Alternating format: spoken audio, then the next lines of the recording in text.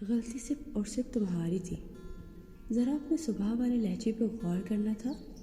اب نے نرمی سے جتایا، تم نے مجھے سب کے سامنے کیوں ڈانٹا؟ وہ ناراضی کے دفتر سیاہ کے کیے بیٹھی تھی اور وہ اس الزام پر اچھل پڑا۔ کیا ڈانٹا تھا؟ اب مکرنا مت، رمشا نے انگلی اٹھا کر وارننگ دی تھی۔ چھوڑ اس بات کو، آؤ صلح کر لیتے ہیں۔ اب انا کو بیچ میں لا کر بات کو طول نہیں دینا چاہتا تھا۔ یہ لالا کی نصیحتوں کا بھی اثر تھا اور وہ خود اپنے دل کے ہاتھوں مجبور بھی تھا، جو رشی سے ناراضی کے ان چند گھنٹوں میں ہی بری طرح سے گھبرا اٹھا تھا۔ مجھے تم سے صلح نہیں کرنی، وہ ضدی لہجے میں بولی۔ رشی جانو، ماش کی دال مت بنو، اب نے اسے گدگدانا چاہا۔ پلیز اب، وہ اس کی پیش قدمی پر چڑھی۔ میں بالکل نہیں مانوں گی، پیچھے ہٹ کر بیٹھو۔ ہم پیچھے ہٹنے والوں میں سے نہیں، جانباز سپاہی ہیں، جان دل کی بازی لگا رکھی ہے، بھلا اب پیچھے ہٹا جا سکتا ہے؟ وہ اسے زج کیے دے رہا تھا جیسے وہ اسے زج کر کے رکھ دیتی تھی۔ ڈائلاگس تو کوئی تم سے سیکھ لے، کم بولتے ہیں مگر اچھا بولتے ہیں۔ اب نے اس کے دونوں گال زور سے کھینچے، تبھی وہ چیخ اٹھی، جنگلی انسان، کچھ بھی کہہ دو ہمیں منظور ہے۔ اب اس کے بال اب کے ہاتھوں میں آ چکے تھے۔ رشی کا جب ناک میں دم ہو گیا تو اس نے ناراضی کو ختم کرنا ہی مناسب سمجھا۔ تبھی وہ مزاحمت ترک کر کے قدرے اس کے قریب کھسک آئی۔ اب مجھے تم سے کچھ کہنا ہے، بولو میری جان۔ وہ گویا نثار ہو گیا تھا۔ میں یہاں نہیں رہوں گی، تمہارے ساتھ جاؤں گی، اس نے بالآخر کہہ ہی دیا تھا۔ اوکے جناب، کوئی اور حکم؟ جیسے میں بھی تمہارے بغیر رہ سکتا؟ وہ اپنی شدتوں کا اعتراف بغیر جھجکے کر رہا تھا۔ رمشا گویا پوری جان سے مسرور ہو گئی۔ ابھی تم کبھی بھی بدلنا مت، ہمیشہ مجھے اسی طرح سے چاہتے رہنا۔ اگر تم ذرا بھی بدل گئی تو میں خود کو ختم کر لوں گی۔ وہ اسے دھمکا نہیں رہی تھی بلکہ سچ کہہ رہی تھی۔ وہ اسی طرح سے شدت پسند تھی، محبتوں میں بھی اور نفرتوں میں بھی۔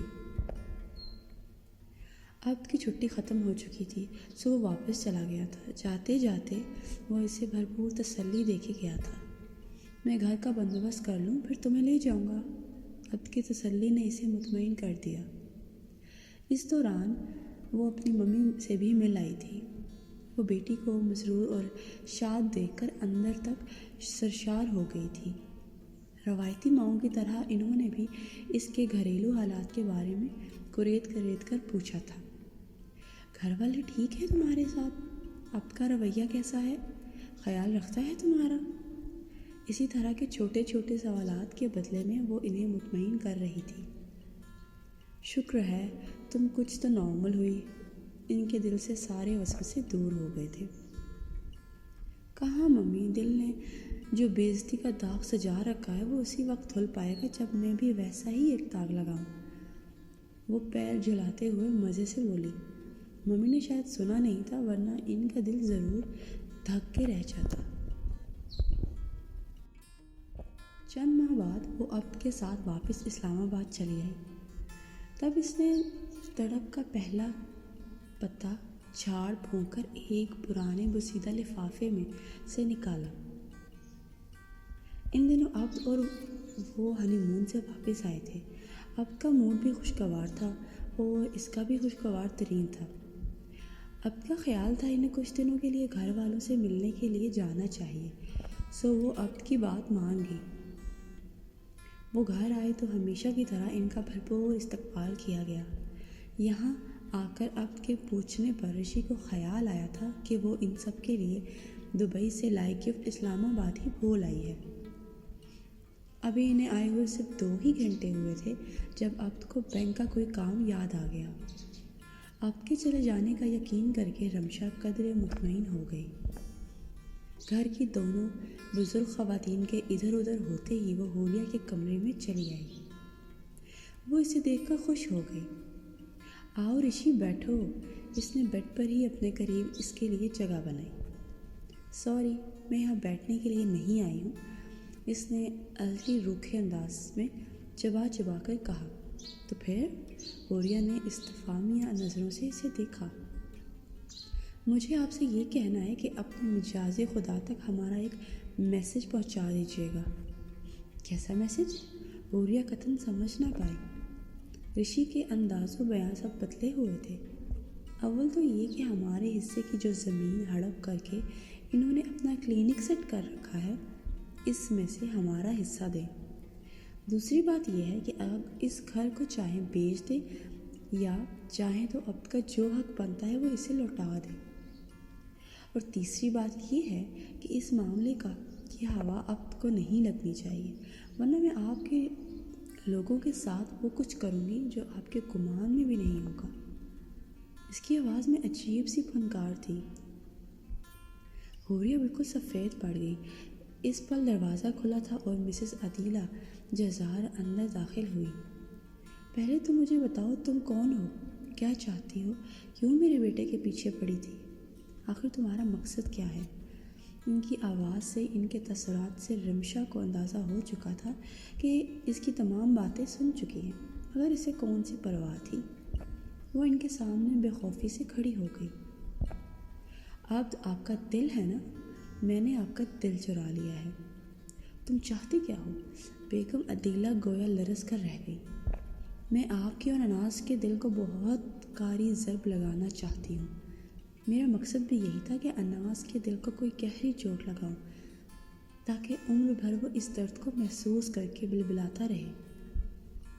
پھر مجھے خبر ہوئی کہ اناس کا دل تو عبد ہے، سو میں نے اسے ہی سیڑھی بنا لیا، مگر میں نہیں جانتی تھی کہ مجھے عبد سے محبت ہو جائے گی۔ یہاں میرا منصوبہ کچھ ناکام ہونے لگا تھا، مگر اناس سے انتقام اور نفرت نے مجھے ہر شے سے بے نیاز کر دیا۔ مجھے اناس کے غرور کو توڑنا تھا، اس کا سر جھکانا تھا، اور جس مرتبے پر اسے ناز ہے وہ مرتبہ اور مقام اپنے پیروں میں رون دینا تھا۔ پھر میں نے سوچا کہ میرا انتقام تو عبد کی صورت میں پورا ہو ہی جائے گا جب میں اسے ہمیشہ کے لیے آپ لوگوں سے چھین کر لے جاؤں گی، اور میں ایسا کر کے رہوں گی۔ اس کے لب سے شرارے پھوٹ رہے تھے۔ اس کی بات ختم ہوتے ہی بیگم عدیلہ کے وجود میں گویا حرکت ہوئی تھی۔ وہ صدمے کی کیفیت میں چلتی ہوئی اس تک آئی اور پھر انہوں نے اس کے منہ پر 2-3 تھپڑ دے مارے تھے۔ عین اسی لمحے اپنے کمرے میں قدم رکھا۔ ماما، یہ آپ کیا کر رہی ہیں؟ اب اس منظر کو دیکھ کے گویا جم کر رہ گیا۔ اب بھی یہ لڑکی دھوکے باز ہے، اس نے تمہیں فریب دیا، یہ تمہیں ہم سے چھین کر لے جائے گی۔ یہ اناس سے بدلہ۔